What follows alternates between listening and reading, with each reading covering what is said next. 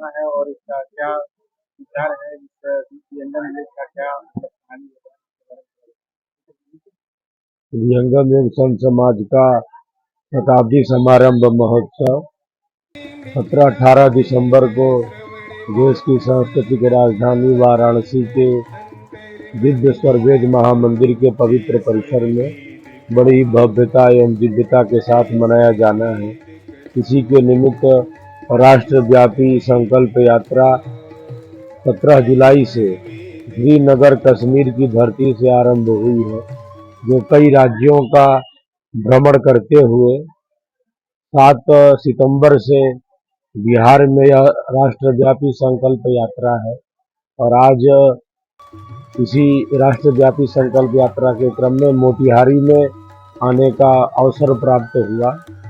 अधिक से अधिक भाई और बहनों को इस ब्रह्म विद्या की धारा से जोड़ने के उद्देश्य से इस पावन शताब्दी समारंभ महोत्सव को भव्य से भव्य एवं दिव्य से दिव्य मनाने के पावन उद्देश्य से भारत में रहकर हम भारत को दूर न कर सके, हम भारत के ही निकट रहें, ज्ञान के ही निकट रहें, सबके भीतर भारतीयता का, आध्यात्मिकता का, ज्ञान का यह प्रकाश निरंतर गतिमान रहे। इसी पावन उद्देश्य से आज मोतिहारी में राष्ट्रव्यापी संकल्प यात्रा का यह पावन क्रम संचालित है। यहाँ के भाई और बहनों में एक प्रेम है, एक श्रद्धा है, एक भक्ति की भावना है और सब इस महायज्ञ के सफल संचालन के लिए अपनी सेवा भावना प्रदान करने के लिए उत्सुक है। सबके कल्याण की मैं इस पावन अवसर पर कामना करता हूँ। इस राष्ट्रव्यापी संकल्प यात्रा में एक तरफ जहाँ हम इस महायज्ञ के लिए संकल्पित हो रहे हैं, वेद की दिव्य वाणियों से आनंद लाभ प्राप्त कर रहे हैं, साथ ही जो विहंगम योग की क्रियात्मक साधना है उसका भी हम अभ्यास करते जा रहे हैं। जब तक मनुष्य के मन में अशांति है, विश्व में शांति की बात नहीं की जा सकती।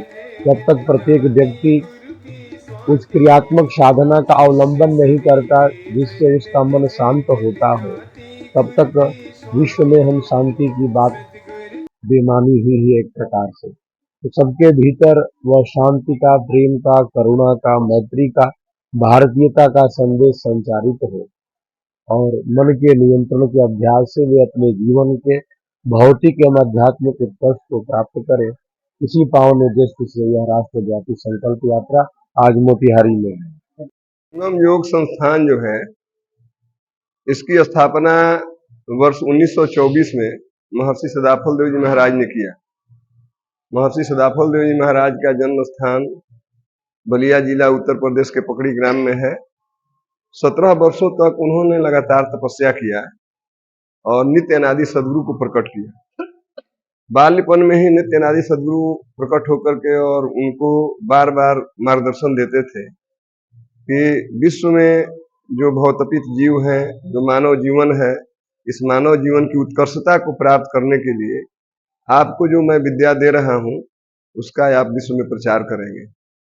सदगुरुदेव ने उनके आदेश से भाद्रपद किस अगहन के विवाह पंचमी के दिन 1924 में 1 लाख वैदिक महामंत्रों से यज्ञ किया अपने ग्राम में, जहां पर वे साधना करते थे, साधना स्थली जिसकी नाम है वृत्तिकूटाश्रम। वहां पर 1 लाख वैदिक मंत्रों से उन्होंने हवन यज्ञ किया, महायज्ञ किया और वहीं पर संकल्प लिया कि इस संसार के 1 लाख भवतपित जीवों का उद्धार मैं करूंगा। वर्ष 1954 में महर्षि सदाफल देव जी महाराज ने अपना शरीर छोड़ा और शरीर छोड़ने की भी एक अद्भुत प्रक्रिया रही। वे शरीर छोड़ने से कुछ दिन पूर्व ही अपने उत्तराधिकारी जो उनके पुत्र थे, जो पूर्व में उन पर विश्वास ही नहीं करते थे कि यह विहंगम योग की जो क्रियात्मक साधना है यह इतनी ऊंची चीज है, उनको उन्होंने कहा कि अब आपके पास ही यह विद्या रहेगी, क्योंकि यह दूसरा कोई बर्दाश्त नहीं कर पाएगा। यह जो है सो आपके पास रहेगी और 7-6 पुस्तों में हमारे ही खानदान में यह रहेगा, 7वीं पुस्त में यह किसी के पास जाएगा। लेकिन तब तक पूरे विश्व में विहंगम योग का प्रचार हो गया रहेगा। विहंगम योग के अनेक मंदिर रहेंगे, घर घर झंडा फहराते रहेगा अयं की श्वेत ध्वजा। लेकिन जो क्रियात्मक ज्ञान आज लोग बैठते हैं और साधन करके और उसको अपने अंदर उतारते हैं, वह स्थिति उस समय नहीं रह जाएगी। हम अमुक दिन को अपना शरीर छोड़ेंगे, इसकी पूरी तैयारी कर ली जाए। और 12 फरवरी 1954 को स्वामी जी ने अपना शरीर छोड़ा। शरीर छोड़ने के बाद स्वामी जी ने आकाशवाणी किया, वहां पर उनके जो शिष्य थे वे सभी साक्षी रहे। आकाशवाणी किया कि अब मैं शरीर में नहीं हूं, मेरे शरीर को उत्तराभिमुख करके लिटा दिया जाए। शिष्यगण पूछे कि स्वामी जी आप हैं कहाँ? तो स्वामी जी ने कहा कि मैं तो अब अंतरिक्ष में हूँ, गुरुमंडल में हूँ, और मेरी स्थिति यह है कि बिनु पग चलहि सुने बिनु काना, कर बिनु कर्म करे विधि नाना, आनंद रहित सकल रस भोगी, बिन बाणी बड़बख्ता जोगी। जोगी का जो यह महान स्वरूप होता है, व्यापक स्वरूप होता है, उस स्वरूप में मैं पहुंच चुका हूं। मैं सबको देख रहा हूं, मुझे कोई नहीं देख रहा है। मैं जब अपने शिष्यों के आरत पुकार पर हर जगह मैं प्रकट हो जाऊंगा, उनका मैं रक्षा करूंगा, उनके आध्यात्मिक मार्ग को प्रशस्त करूंगा, उनकी भौतिक जीवन में भी मैं आवश्यकता अनुसार प्रकट होकर के उनकी रक्षा करूंगा।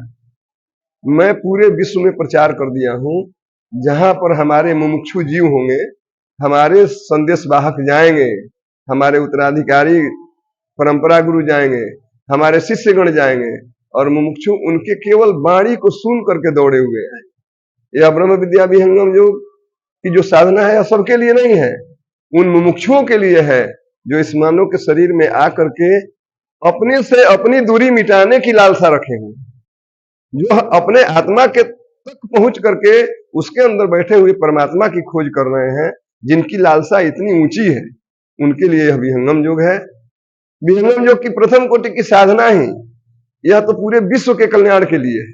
प्रथम कोटि की साधना जो है सो हमारे सारे दुर्गुणों को 1 महीना से लेकर के 1 साल तक यदि कोई विहंगम योग की प्रथम कोटि की साधना कर लेता है तो उसके सारे दुर्व्यसन दूर हो जाते हैं, उसका स्वास्थ्य सुधरने लगता है।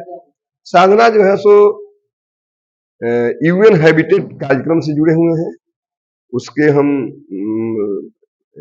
ये है एफिलिएशन प्राप्त है हम लोगों को, और उसी का एक विशेष कार्यक्रम है इकोसॉफ्ट, उसके हम परामर्शक सदस्य भी हैं। देश विदेश के अनेक विश्वविद्यालयों में विहंगम योग संस्थान के क्रियात्मक साधना पर रिसर्च भी हो रहा है, और बहुत सारे विश्वविद्यालयों में इसकी पढ़ाई हो रही है।